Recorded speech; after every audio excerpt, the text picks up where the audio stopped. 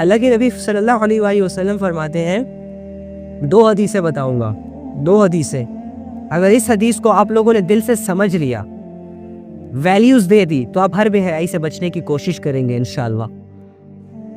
اور اگر آپ نے صرف میتھمیٹکس کے کوسچن کی طرح صرف سنا اور یاد نہ کیا یا لائٹ گزرا آپ کے ذہنوں پر، تو آپ کو کوئی فائدہ نہیں ہونے والا۔ میں اگر پورا قرآن بھی آج آپ کو سنا دوں نا، تو آپ نے کل وہی ڈیٹ پہ جانا ہوگا جس نے ارادہ یہ کیا ہوا ہے۔ لیکن جس کے دل میں ڈر ہوتا ہے، جس کے دل میں واقعی اللہ کا خوف ہوتا ہے، کہیں نہ کہیں کسی نہ کسی کونے میں خوف ہوتا ضرور ہے، اگر وہ تھوڑا سا اس کو سکریچ کرے، ابھارے، تو یہ رک جائے گا بہت بڑی بے حیائی سے۔ اس کے سامنے لاکھوں بے حیائیاں آئیں گی، لیکن یہ اپنی نظروں کو جھکانے کی طاقت گین کر لے گا۔ اس کے اندر ایمان لیول اتنا پیک پر چلا جائے گا کہ یہ ہر چلتی ہوئی بہن، ہر چلتی ہوئی لڑکی کو اپنی بہن کی نظر سے دیکھے گا۔ ایک لڑکا تھا، اس نے آج کے دور کی بات کر رہا ہوں، پھر میں 2 حدیثیں سناتا ہوں آپ کو، ٹھیک ہے؟ آج کے دور کی بات کر رہا ہوں۔ ایک لڑکا میرے پاس آیا، مجھے کہتا ہے علی بھائی میں آج بہت پریشان ہوں۔ میں نے کہا کیوں؟ کہتے ریسنٹلی میری ایک بہن کی شادی ہوئی۔ میں نے کہا اچھا، تو یہ تو خوشی کی بات ہے، اس میں پریشانی کی کیا بات ہے؟ کہتے نہیں علی سنو تو صحیح۔ سناؤ بھائی۔ یار میں جب بارات ہوئی، جب وہ بارات کے دن چلی گئی اپنے گھر اور وہ اپنے کمرے میں بیٹھ گئی دلہن کے جوڑے میں، تو میں ایک لاسٹ ملاقات کرنے کے لیے اندر گیا، اس بہن کو آخری بار دیکھنے کے لیے، اور تھوڑا سا اس کو مطلب کہ سہارا دینے کے لیے، تھپکی دینے کے لیے کہ بہن انشاءاللہ سب ٹھیک ہو جائے گا، اچھے لوگ ہیں، اس سینس سے میں اس کے کمرے میں گیا۔ تو جیسے ہی میں اپنے کمرے میں جاتا ہوں، اپنی بہن کو دیکھتا ہوں لال جوڑے میں، اور سجے دجے پلنگ میں بیٹھی ہوئی ہے، گھونگھٹ اس کا نیچے ہے اور لال جوڑے میں بیٹھی ہوئی ہے، اور اس کی آنکھوں سے آنسو ٹپک رہے ہیں۔ تو میں اپنی بہن کو جاتا ہوں اور اسے سینے سے لگا لیتا ہوں کہ بہن روتی کیوں ہو؟ کہتا ہے کہ جیسے میں نے اپنی بہن کو سینے سے لگایا نا، تو میرا یہ جو دل ہے نا، ایسا لگا کہ جیسے اس پر کسی نے بہت بھاری پتھر رکھ دیا ہو، اور مجھے آٹومیٹکلی رونا آ گیا، اور میں اپنی بہن کو ایک عجیب سی نظروں سے دیکھنے لگ گیا، اور مجھے میری بہن اتنی بے بس نظر آئی، مجھے میری بہن اتنی کمزور نظر آئی، مجھے میری بہن اتنی تنہا نظر آئی کہ میں 5 منٹ اپنی بہن کے ساتھ بیٹھ نہ سکا۔ میں اپنی بہن کے سامنے میرا رونا نکل رہا تھا، لیکن میں نے اپنے رونے کو کنٹرول کیا اور اپنی بہن کو کہا اوکے میں چلتا ہوں، باہر ویٹ کر رہے ہیں۔ لیکن میں علی جیسے ہی گاڑی میں بیٹھا اور بہن کے گھر سے رخصت ہوا، میں نے تقریباً 20 کلومیٹر کا سفر کیا، اور 20 کلومیٹر میں روتا رہا، میری سسکیاں بھرتی رہیں، اور راستے میں جس بھی لڑکی پہ میری نظر جاتی مجھے اس میں میری بہن نظر آتی۔ ایک عجیب کیفیتوں سے گزر رہا ہوں، جو بھی لڑکی سامنے آتی مجھے وہ لال جوڑے میں دکھائی دیتی، اور سٹل میں اسی سچویشن سے گزر رہا ہوں۔ اس کا کیا حل ہے؟ میں نے کہا حل کیا ہے؟ میں نے کہا مجھے بتاؤ، ابھی تو تم نے خود کہا کہ میں نے اپنی بہن کو بے بسی کے عالم میں دیکھا، میں نے اپنی بہن کو فرسٹ ٹائم روتے ہوئے دیکھا، میں نے اپنی بہن کو فرسٹ ٹائم اکیلے دیکھا۔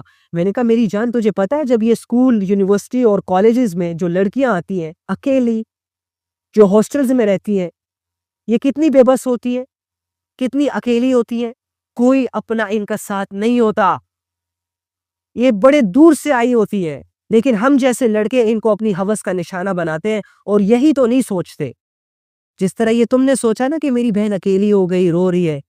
خدا کی قسم یہ ساری لڑکیاں چاہے بے حیا ہے،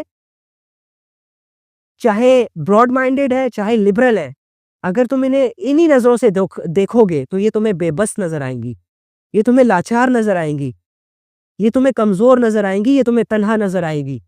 اور اگر تم نے اس چیز کو گین کر لیا، ہر لڑکی کو اگر تم نے اپنی بہن کی نظروں کے ساتھ دیکھنا شروع کر دیا، تو میں تمہیں گارنٹی کے ساتھ کہہ سکتا ہوں کہ تم جب بھی اللہ کے سامنے ہاتھ اٹھا کر اپنے لیے یا اس پوری دنیا کے لیے کچھ بھی مانگو گے، تو اللہ تمہاری دعا کو رد نہیں کریں گے، فوراً تمہارے دعاؤں پہ فیصلے کریں گے۔ میں نے کہا اس چیز کو اپنی طاقت بنانا، اس چیز سے اپنے آپ کو ایک باشعور انسان بنانا، اور یقین کریں وہ لڑکا آج بھی تقویٰ کے اس مقام پر ہے کہ مجھے دیکھ کے اس پہ رشک آتا ہے۔ میری یہ خواہش ہوتی ہے کہ کاش یار ایسا جذبہ میرے ساتھ ہو، ایسا تقویٰ میرے ساتھ ہو۔ آج بھی اس کی وجہ سے لڑکیاں اس کے سامنے آنا چھوڑ دیا انہوں نے، یقین کریں۔ اور جب بھی وہ ہمارے گھر آتا ہے تو ہماری گھر کی عورتیں آٹومیٹکلی کمروں میں چلی جاتی ہے جیسے ہی وہ نوک کرتا ہے۔ میرا بہت قریبی ہے، میں اس کا نام نہیں لینا چاہتا، جیسے ہی وہ گھر کے دروازے کو نوک کرتا ہے، جب ہماری فیمیلز کو پتہ چلتا ہے کہ اچھا وہ ہے، تو خود آٹومیٹکلی، حالانکہ وہ ایک دوسرے سے شری پردہ وغیرہ نہیں کرتی، لیکن جیسے ہی یہ لڑکا اندر آتا ہے تو وہ خود آٹومیٹکلی چلی جاتی ہے۔ اس کا حیا اتنا زیادہ اثر رکھتا ہے، بس ایک فیصلہ تھا جو اس نے کرنا تھا، اور دیکھو اللہ نے آج اسے کتنی عزت دی۔ اور واقعی ایسا ہے کہ وہ لڑکا جب بھی کوئی دعا کرتا ہے اللہ تعالیٰ اس کی دعا کو سنتے ہیں۔ حیا اللہ کے آگے بہت بڑی چیز ہے، بہت بڑی، بہت بہت بہت قیمتی چیز ہے۔ حدیث کی طرف آتے ہیں، اللہ کے نبی صلی اللہ علیہ وآلہ وسلم نے فرمایا کہ ایمان، یہ جو ایمان ہم دل میں لے کر گھوم رہے ہیں، ٹھیک ہے، جو ہماری ول پاور ہے، جو ہمیں عبادتوں پر کھڑا کرتی ہے، جو ہمیں اللہ کے قریب رکھتی ہے، اللہ سے اٹیچ رکھتی ہے کسی نہ کسی درجے میں، جسٹ بیکاز آف ایمان۔ جس کے دل میں ایمان نہیں ہے وہ اتنا ہی اللہ سے دور ہے، جس کے دل میں کمزور ایمان ہے وہ کمزوری کے عالم میں اللہ سے قریب ہے، اور جس کے دل میں اسٹرانگ ایمان ہے وہ اسٹرانگلی اللہ سے کنیکٹڈ ہے، ٹھیک ہے۔ ہر بندہ اپنے ایمان کی کوانٹٹی اور کوالٹی کی بیس پر اللہ رب العزت سے تعلق اختیار کیے ہوئے۔ تو یہی ایمان کے بارے میں ہمارے نبی صلی اللہ علیہ وآلہ وسلم فرماتے ہیں کہ اس ایمان کی 70 سے زیادہ شاخیں ہیں۔ شاخیں مینس پارٹس، 70 سے زیادہ پارٹس ہیں، اس کے شاخیں ہیں اس کی، اور اس کی جو مین پارٹ ہے، جو مین شاخ ہے، جو سب سے زیادہ اہم ہے، پریشیس، وہ حیا ہے۔ وہ حیا کہ جس کو 14 فروری میں ہمارے لڑکے اور لڑکیاں بغیر سوچے سمجھے اتار دیتی ہیں۔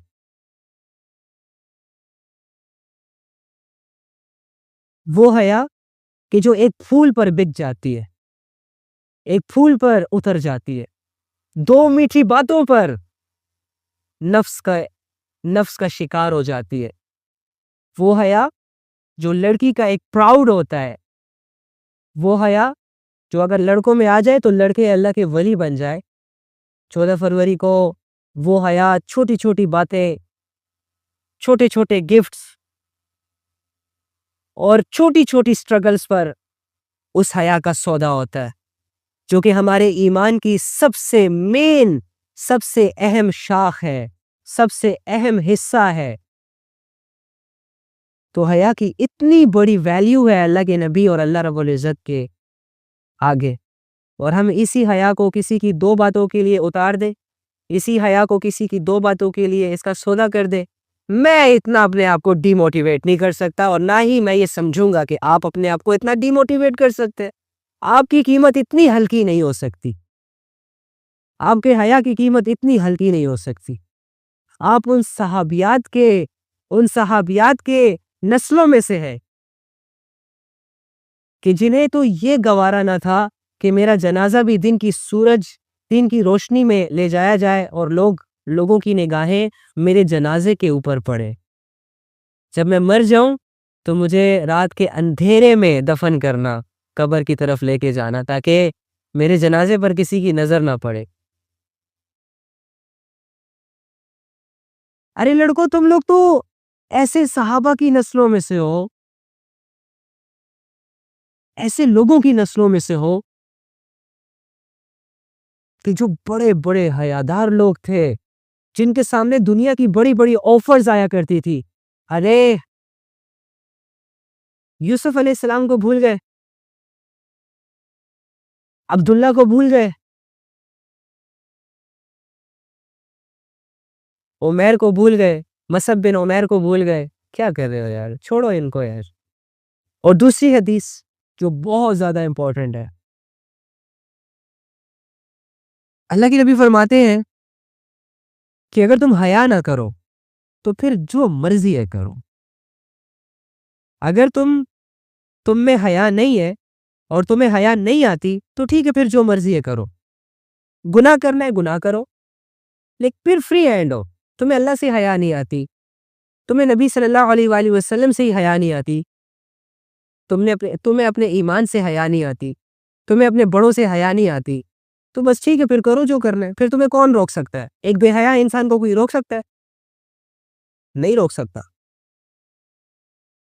یہ جسے ناچ گانے کی عادت لگ گئی ہو، جنہوں نے اسے اپنا پیشن بنا لیا ہے، اپنا کیریئر بنا لیا ہے، اب انہی کے گھر والوں میں سے کچھ لوگ تو ایسے ہوں گے نا جو انہیں منع کریں گے کہ او بھائی ڈرو اللہ سے، کیا کر رہے ہو، کیوں ناچ رہے ہو، کیوں گندے کپڑے پہن رہے ہو؟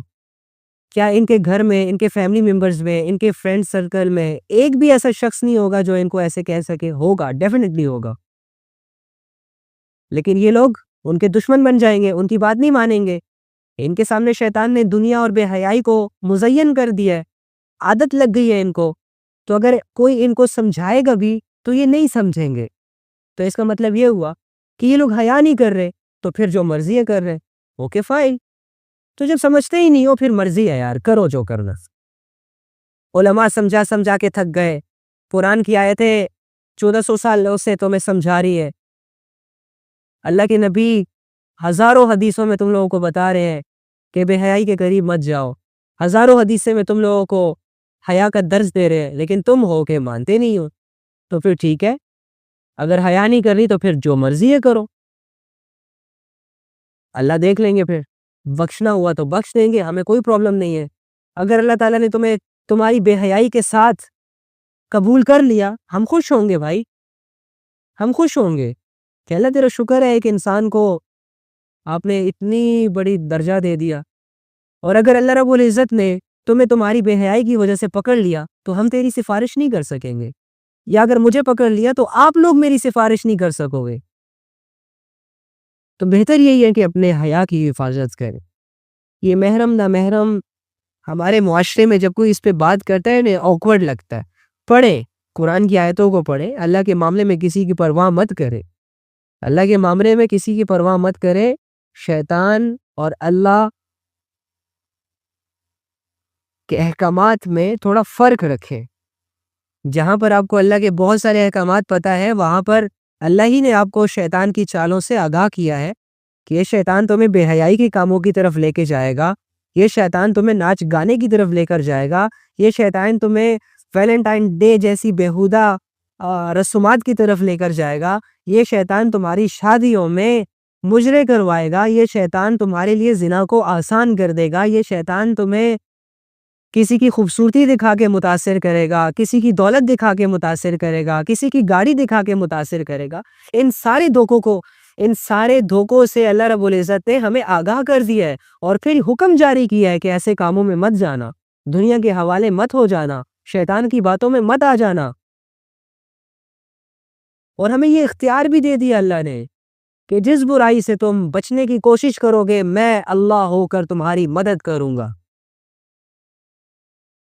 اور جس گناہ کے قریب تم جاؤ گے میں تمہاری مدد نہیں کروں گا۔ لیکن تمہارا نفس، اللہ تعالیٰ سے دعا ہے کہ اللہ تعالیٰ ہمیں سمجھنے کی توفیق عطا فرمائے، اور ہماری زندگیوں کو اللہ بدل دے، ہماری سوچ کو اللہ بدل دے۔